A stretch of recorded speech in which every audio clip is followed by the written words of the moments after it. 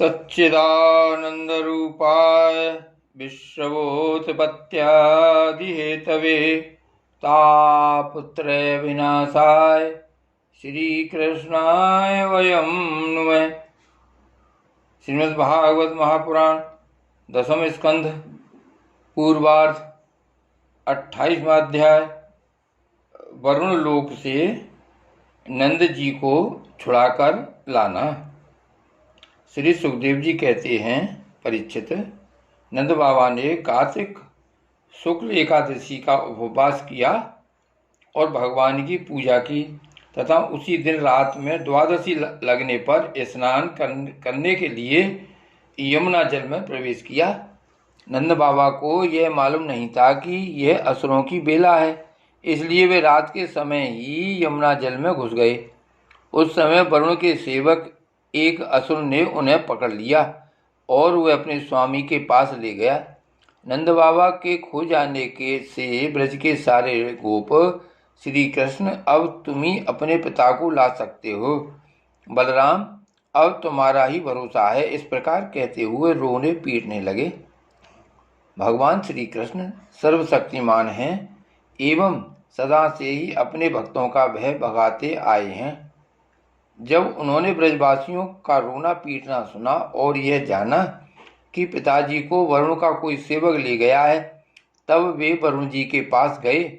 जब लोकपाल वरुण ने देखा कि समस्त जगत के अंतरिंद्रिय और बहिरिंद्रियों के प्रवर्तक भगवान श्री कृष्ण स्वयं ही उनके यहाँ पधारे हैं, तब उन्होंने उनकी बहुत बड़ी पूजा की। भगवान के दर्शन से उनका रोम रोम आनंद से खिल उठा। इसके बाद उन्होंने भगवान से निवेदन किया। वरुण जी ने कहा, प्रभु, आज मेरा शरीर धारण करना सफल हुआ। आज मुझे संपूर्ण पुरुषार्थ प्राप्त हो गया, क्योंकि आज मुझे आपके चरणों की सेवा का शुभ अवसर प्राप्त हुआ है। भगवान, जिन्हें भी आपके चरण कमलों की सेवा का शुभ अवसर मिला, वे भवसागर से पार हो गए। आप भक्तों के भगवान, वेदांतियों के ब्रह्म और योगियों के परमात्मा हैं। आपके स्वरूप में विभिन्न लोक सृष्टियों की कल्पना करने वाली माया नहीं है, ऐसा श्रुति कहती है। मैं आपको नमस्कार करता हूँ। प्रभु, मेरा यह सेवक बड़ा मूढ़ और अनजान है, वह अपने कर्तव्य को भी नहीं जानता। वही आपके पिताजी को ले आया है, आप कृपा करके उसका अपराध क्षमा कीजिए। गोविंद, मैं जानता हूँ कि आप अपने पिता के प्रति बड़ा प्रेम भाव रखते हैं। ये आपके पिता हैं, इन्हें आप ले जाइए। परंतु भगवान, आप सबके अंतर्यामी, सबके साक्षी हैं, इसलिए विश्व विमोहन श्री कृष्ण, आप मुझ दास पर भी कृपा कीजिए। श्री सुखदेव जी कहते हैं, परीक्षित, भगवान श्री कृष्ण ब्रह्मा आदि ईश्वरों के भी ईश्वर हैं। लोकपाल वरुण ने इस प्रकार उनकी स्तुति करके उन्हें प्रसन्न किया।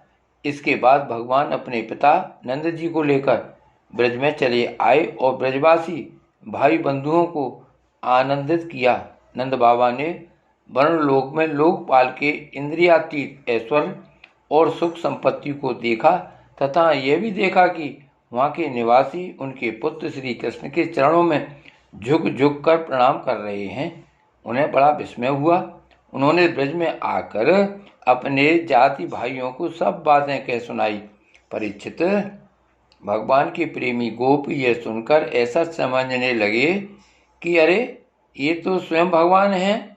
तब उन्होंने मन ही मन बड़ी उत्सुकता से विचार किया कि क्या कभी जगदीश्वर भगवान श्री कृष्ण हम लोगों को भी अपना वह मायातीत स्वधाम, जहाँ केवल इनके प्रेमी भक्त ही जा सकते हैं, दिखलाएंगे।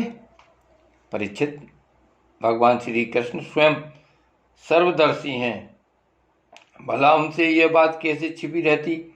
वे अपने आत्मीय गोपों की यह अभिलाषा जान गए और उनका संकल्प सिद्ध करने के लिए कृपा से भरकर इस प्रकार सोचने लगे।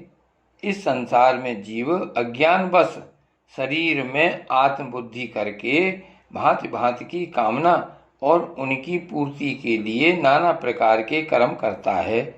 फिर उनके फल स्वरूप देवता, मनुष्य, पशु, पक्षी आदि ऊंची नीची योनियों में भटकता फिरता है। अपनी असली गति को, आत्मस्वरूप को नहीं पहचान पाता। परम दयालु भगवान श्री कृष्ण ने इस प्रकार सोचकर उन गोपों को माया अंधकार से अतीत अपना परम धाम दिखलाया। भगवान ने पहले उनको उस ब्रह्म का साक्षात्कार करवाया जिसका स्वरूप सत्य, ज्ञान, अनंत, सनातन और ज्योति ही स्वरूप है तथा समाधिनिष्ठ गुणातीत पुरुष ही जिसे देख पाते हैं।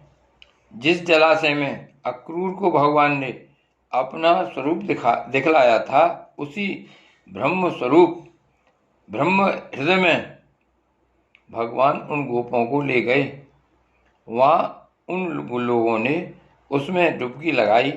वे ब्रह्म हृदय में प्रवेश कर गए। तब भगवान ने उसमें से उनको निकालकर अपने परम धाम का दर्शन कराया। उस दिव्य भगवत स्वरूप लोक को देखकर नंद आदि गोप परमानंद में मग्न हो गए। वहाँ उन्होंने देखा कि सारे वेद मूर्तिमान होकर भगवान श्री कृष्ण की स्तुति कर रहे हैं। यह देखकर वे सब के सब परम विस्मित हो गए।